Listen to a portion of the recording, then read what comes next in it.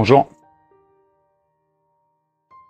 Bah, on a choisi toujours des dates qui sont un peu difficiles au mois de juin parce qu'il y a des championnats qui sont terminés depuis un petit moment, comme le Championship qui est au début mai, et puis on a la majeure partie des joueurs, pour pas dire tous les joueurs qui évoluent en Europe, sauf quelques-uns qui sont en Afrique, mais donc c'est plus simple en termes d'organisation, et également aussi on est souvent tributaire aussi des équipes contre qui on veut jouer. On avait fait le choix de jouer contre deux équipes africaines, une qui était devant nous au classement FIFA, qui sera le Mali, et une autre qui sera Madagascar. Donc voilà, les lieux de stage sont aussi choisis voilà, par des paramètres qui sont souvent un petit peu comme ça.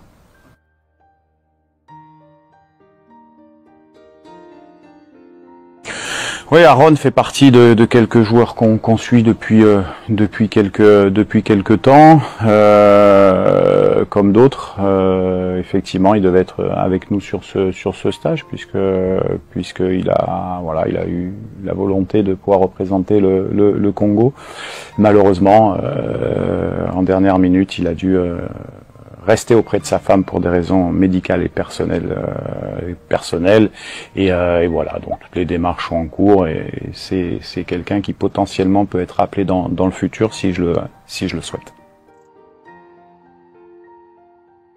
Il y a quelques joueurs qui sont indisponibles pour type de blessure, comme Grady Diangana qui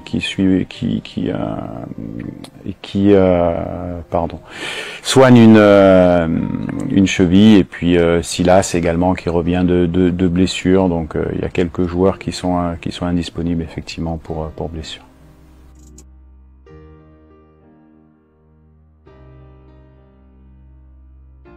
Oui, je pense que c'est le moment maintenant, une fois qu'on maîtrise bien un système de jeu à 4. On a souvent évolué depuis les 3 ans, soit en 4-3-3, soit en 4-2-3-1, et je pense que c'était important par rapport au profil de joueurs qu'on a de pouvoir travailler un autre système de jeu et de le mettre en application sur des matchs. C'est ce qui a été fait contre le Soudan du Sud, où on a évolué en 3-4-3.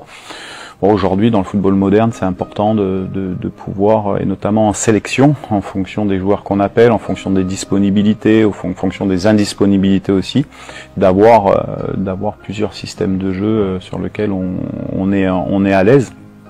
Donc voilà, c'était une satisfaction. Ça nous apportait un peu plus de poids offensif en jouant à 3 attaquants, et ça va aussi dans notre recherche de bonifier nos éléments offensifs, parce que c'est vrai que sur la situation tactique de l'équipe globalement, on est assez équilibré, et on est encore en recherche de s'améliorer sur tout ce qui est animation offensive et finition. Et dans ce cadre-là, c'était intéressant de voir les garçons évoluer dans ce système de jeu. On était plutôt au niveau du staff technique satisfait de cela sur le match du Soudan du Sud. Oui, bon, on est revenu sur un système de 4-3-3. Après, ça dépend un petit peu le contexte du match. Le terrain était petit, était venteux. Ça dépend si on veut fermer l'intérieur du jeu, ouvrir. Ça dépend de certaines options de jeu qu'on prend, et en fonction de ces options de jeu qui sont d'abord propres à ce qu'on veut mettre en place nous, et puis après on regarde bien sûr comment on peut mettre en difficulté les adversaires. Là on avait choisi effectivement un système à 4, donc sur la dernière trêve c'est vrai qu'on a gagné 2 fois avec 2 systèmes différents, en marquant à chaque rencontre et en ne prenant pas de but, donc c'était plutôt une satisfaction. Sûr, mais moi je l'ai toujours dit quand j'ai signé au Congo, c'était bien sûr le premier objectif, c'était de redynamiser un petit peu la sélection, même si avant moi il y avait eu des bonnes choses. Et puis on l'a validé assez rapidement sur une demi-finale de la CAN. Et puis tout notre projet, effectivement, il se repose sur l'amélioration à la fois du classement FIFA, mais également d'atteindre des objectifs. La Coupe du Monde est un objectif difficile, bien sûr, parce que sinon le Congo il n'aurait pas été absent des Coupes du Monde depuis 1974, donc c'est difficile à atteindre. Aujourd'hui, il reste 4 journées, on est premier du groupe, donc on est dans cet objectif-là. principal étant être premier du groupe à la fin des 10 matchs et pas à la fin de 6 matchs. Donc on sait les échéances qui nous attendent et on travaille notamment sur ce stage-là pour encore revoir certains joueurs, encore bonifier nos relations entre les joueurs pour essayer de s'améliorer, être prêt sur les dates du mois de septembre et du mois d'octobre, sachant que ça va juste se jouer jusqu'à la fin, ça va être difficile, mais on est présent, on est motivé et les joueurs savent les enjeux qu'il y a, donc voilà, on continue tranquillement notre route. C'est un objectif au même titre que le fait de s'améliorer dans notre jeu. Déjà, c'est des si on prend les attaquants, celui je pense qui a marqué le plus souvent, c'est Fiston Mayele ou Meshak Elia qui ont des bonnes stats avec la sélection. C'est des joueurs qui connaissent l'Afrique, et donc forcément, on peut dire que le jeu, que ce soit en Europe ou en Afrique, sur certains matchs, la pression, il faut être capable de passer outre. Après, que ça soit les attaquants, que ça soit d'autres joueurs qui marquent, le principal c'est de marquer des buts. Si on prend statistiquement notre groupe de qualification à la Coupe du Monde par exemple, on a marqué 7 buts, le Sénégal en a marqué 8. Bon, on n'est pas loin. Donc je dirais que c'est un axe de progression, c'est sûr, et on attend tous à un moment donné cet attaquant qui va prendre le lead en attaque au niveau du Congo. Et aujourd'hui, de toute manière, je l'ai toujours dit, on est un collectif. Il n'y a personne qui peut faire la différence tout seul. On a de très bons joueurs et c'est collectivement qu'on fera la différence. Et on n'attend pas que individuellement quelqu'un nous fasse la différence. C'est vraiment collectivement et c'est ce qui se passe sur les matchs. Déjà, il y a une réalité qui est le classement FIFA. C'est-à-dire que classement FIFA, les équipes qui sont dans les 10 premières ou dans les 15 ou dans les 20 premières au classement FIFA choisissent des équipes qui sont également assez élevées au niveau du classement FIFA. Donc ça, ce premier objectif, c'est déjà d'augmenter nos résultats pour augmenter notre classement FIFA. Et puis après d'être sollicité ou de solliciter des équipes d'un plus gros calibre. Mais je veux dire, aujourd'hui, si demain on se qualifie pour la Coupe du Monde, si demain on gagne une CAN, si demain on continue à progresser, ouais, on sera au niveau. Mais aujourd'hui, la réalité, c'est qu'on doit continuer à travailler en toute humilité. Et même si on a une très bonne équipe, avec des très bons joueurs capables de rivaliser avec des nations européennes, aujourd'hui, on doit encore prouver sur la scène africaine qu'on est dans les 10 premiers, voire dans les 5 premiers classements FIFA pour avoir ces sollicitations là. Voilà, c'est une réalité parce qu'on part de loin et qu'aujourd'hui, je pense qu'en 3 ans, on a dû gagner une quinzaine de places au classement FIFA et on continue à avancer, mais ça prend du temps quand vous partez d'aussi loin. On a commencé ce travail depuis, on va dire depuis un an et demi, en intégrant certains joueurs, jeunes joueurs, comme pour pas les citer, Sadiki, Mouko, certains autres comme Nathanaël aussi. Maintenant, il y a le moment où on doit les intégrer. Il y a le moment aussi où eux doivent prendre de l'expérience pour être prêts le jour où on les met. Et on l'a vu, le match contre l'Éthiopie, on en a mis beaucoup à Kinshasa et c'était important d'ailleurs de les mettre et pour qu'ils s'aperçoivent que oui que c'est différent de ce qu'ils trouvent en Europe et qu'il faut être au niveau de suite et donc on veut aussi les protéger. Donc maintenant on cherche des matchs amicaux et là c'est une période amicale donc forcément on en lancera quelques-uns pour qu'ils puissent aussi avoir cette expérience internationale. Mais c'est difficile, c'est pas parce qu'on s'impose en club qu'on s'impose en équipe nationale. Être international, c'est difficile. Les cadres les accueillent très bien et c'est vrai qu'on a rajeuni ça, mais on est entre rajeunissement et atteinte aussi de l'objectif à très court terme de la Coupe du Monde et de la CAN. Donc on n'est pas uniquement sur un changement de génération. On doit travailler ces deux axes en même temps et on y va petit à petit. Bon, c'est un équilibre, hein. Vous savez, le système de jeu, on parle beaucoup de système de jeu, ça c'est pour la presse ou c'est pour les comptes Facebook et Twitter. L'animation est importante, c'est qu'à un moment donné, on puisse avoir un équilibre d'animation. Voilà, après, on travaille, on a des certitudes dans le jeu, ça c'est important, que ce soit des certitudes défensives ou des certitudes offensives. Maintenant, il y a toujours des axes de progression, on essaye de bien évaluer ce qu'on fait de bien et ce qu'on fait de pas bien, parce que c'est important, la critique constructive est importante pour pouvoir s'améliorer. Après, les joueurs, l'état d'esprit des joueurs est déterminant. On a la chance ici dans l'équipe d'avoir des vrais guerriers, des vrais joueurs très attachés au Congo. Et ça, c'est une valeur qu'on veut pas perdre. On appelle quelques joueurs. Il y a d'autres joueurs qu'on pourrait parler, hein, qui jouent dans des grands clubs, dans lesquels je me suis entretenu avec eux. Et quand je sens pas la motivation extrême de représenter le Congo ou de se battre pour l'équipe, je ne les convoque pas.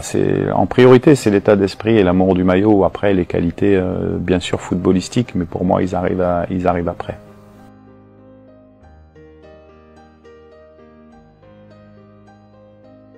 Comme j'ai dit, donc je voulais une nation qui était, on va dire, proche du Sénégal dans le système de jeu. Donc c'est le cas du Mali qui évolue en 4-2-3-1 ou éventuellement en 4-3-3, qui était supérieur à nous au classement FIFA.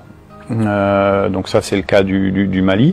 Et puis une équipe qu'on n'avait pas joué encore, qui est Madagascar, voilà, pour avoir 2 matchs et donner du temps de jeu à pratiquement tout le monde. Donc on peut dire que jeudi on sera contre le Mali, une équipe qui est supposée être supérieure à nous parce qu'elle est devant nous au classement FIFA, et puis une équipe qui est supposée être moins à l'aise, qui est Madagascar, même si Madagascar est une très très bonne équipe avec Corentin qui fait du très bon travail et avec des nouveaux joueurs qui sont sélectionnés et voilà, et j'aime bien ce football malgache. C'est un football de possession, c'est un football de percussion et qui met souvent en difficulté les équipes. C'est pour ça que le match contre Madagascar ne va pas être facile. On n'a aucun match facile au niveau international, mais ça va me donner la possibilité sur ces matchs de voir les joueurs, de les mettre en situation.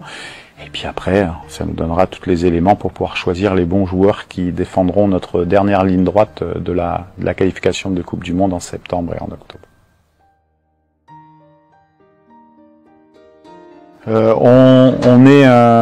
On a appelé Steve Kapwadi, c'est un garçon qu'on suit depuis quelques temps, défenseur central gaucher. Donc on a envie de voir de l'évaluer sur ce stage. Également Pouloulou qui fait une bonne saison. Après, on est à la fois on a la chance au Congo d'avoir beaucoup de joueurs congolais, souvent portés en estal par les médias ou par les agents ou par les journalistes. C'est bien, ça met en lumière tout le monde. Nous, on a une réalité qui est la réalité de garder une certaine ossature pour faire avancer notre projet de jeu, c'est-à-dire on va pas changer 5, 6, 7, 8 joueurs tous les stages. Vous savez que techniquement, c'est pratiquement impossible. On a les joueurs que très peu. On s'appuie sur des certitudes qui nous ont amenés à la demi-finale de la CAN, qui nous ont amenés à être premiers du groupe de qualification en Coupe du Monde. Donc nous, ce qu'on essaye de faire, c'est simplement de rajouter quelques petites touches pour encore améliorer l'équipe, mais sans perdre ce déséquilibre. Donc il y a des joueurs que vous avez cités, par exemple comme Willy Kambwala, qu'on a sollicité depuis un an maintenant, qui a pas voulu répondre favorablement au départ à nos sollicitations. Il était en transfert avec Villarreal. C'est un jeune qui aime beaucoup le Congo et qui aujourd'hui est ouvert à jouer. Mais sur ses positions, pour l'instant, voilà, on a de la solidité, mais c'est quelqu'un que j'ai eu au téléphone et qui est prêt à venir. Et le moment viendra où il va venir. Parce qu'il est jeune, parce qu'il fait partie du futur aussi de la sélection congolaise. Voilà. Après, d'autres joueurs, on est en contact avec d'autres joueurs, mais aujourd'hui, on est content avec les joueurs qu'on a. Les joueurs qui vont venir nous rejoindre sur ces projets de 1 an, c'est-à-dire Coupe du Monde et puis Cannes, ça sera des joueurs qui nous amènent un plus aujourd'hui, parce que on sort d'un travail de 3 ans avec des joueurs qui ont fait beaucoup d'efforts, qui ont représenté le Congo fièrement. Maintenant, on est une sélection, donc tout joueur qui peut nous apporter le plus viendra nous rejoindre, mais on cassera pas l'équilibre d'état d'esprit d'abord, l'équilibre tactique, et ça c'est une certitude. Maintenant, on parlait de Aaron Wan-Bissaka qui va venir nous rejoindre si on le décide dans les prochains stages. Willy qui peut être aussi à un moment donné. Puis vous savez, c'est des opportunités la sélection. On ne sait pas qui sera disponible au mois de septembre. Peut-être qu'on aura, je le souhaite pas, mais 1 ou 2 absents et on le remplacera. En tout cas, on suit une base de 100 joueurs, que ça soit en Europe, mais que ça soit également en Afrique et au Congo. Hein. Alors, le travail qui a été fait sur les U20, bien sûr qu'on le suit, bien sûr qu'on est en relation avec Guy Bukassa. Moi, je les ai accompagnés à Brazzaville sur le tournoi de l'UNIFA qualificatif pour cette CAN. On connaît tous les joueurs, bien sûr. Maintenant, et le travail qui a été fait avec ces U20 a été très profitable, parce que le premier stage, il était en Tunisie, où il y avait Mouko, il y avait Sadiki sur ce premier stage, qui après ont perdu l'âge pour jouer en U20, mais le travail on va dire de communication entre les joueurs qui sont en Europe, la sélection avait déjà été fait. Donc nous, c'est plus facile après derrière pour nous. Là sur les U20 à la CAN, voilà, c'est la finalité du travail qui a été fait à l'UNIFA, un travail qui doit être fait sur les U23, qui doit être fait sur les locaux, sur le CHAN, qui doit être fait sur les U17 dans une politique un peu plus globale au niveau sportif jeune. Je ne m'en occupe pas, mais c'est vrai que à terme, que ça soit pour moi ou que ça soit pour les prochains sélectionneurs du Congo, j'allais dire, le travail qui a été fait de contact avec les U20, avec les familles, avec les agents par Guy Bukassa et son équipe, va être profitable dans le futur. Et bien sûr que j'ai regardé tous les matchs et que je les ai suivis, et que j'avais le coach pour partager. Et quand je vois l'équipe qui était plus ou moins équilibrée, c'est une bonne prestation. Je regrette forcément ces prolongations contre l'Afrique du Sud, parce qu'on a eu un petit moment de déconcentration après le penalty qui n'était pas sifflé, et puis on prend le contre qui nous élimine. Mais je veux dire, sur la première mi-temps, je pense qu'on mérite. On était vraiment pas loin d'aller à cette Coupe du Monde. Et après, des joueurs, j'avais été aussi en stage avec eux au Maroc. Pour faire les matchs amicaux au Maroc, mais que ça soit Ntanda l'attaquant, que ça soit Jules au milieu, que ça soit il y a le gardien. Donc il y a des joueurs qui ont l'amour du Congo, du maillot, qui l'ont montré, et qui à un moment donné, s'ils progressent, ça sera plus simple pour la sélection A de pouvoir les sélectionner. Donc voilà, nous on est aujourd'hui dans cette optique-là de se dire, il va falloir commencer à changer, pas à changer, mais à renouveler la génération. Mais aujourd'hui on a des objectifs qui sont très hauts, comme la Coupe du Monde et comme la CAN, et l'expérience des joueurs et ce que montrent certains joueurs depuis 3 ans fait que voilà, on progresse tous ensemble, et qu'aujourd'hui on va finir ces objectifs avec ce groupe en rajoutant un ou deux peut-être joueurs qui nous apporteraient un plus, mais on va continuer avec le groupe actuel. Voilà. Et puis si on doit le renforcer, on le renforcera. Mais aujourd'hui, j'espère que ces générations U20, c'est la génération qui sera en âge de faire la qualif en U23 à Los Angeles au niveau des Jeux Olympiques. Il faut continuer à travailler avec cette génération qui fasse U20, U23 et puis bien sûr A à terme.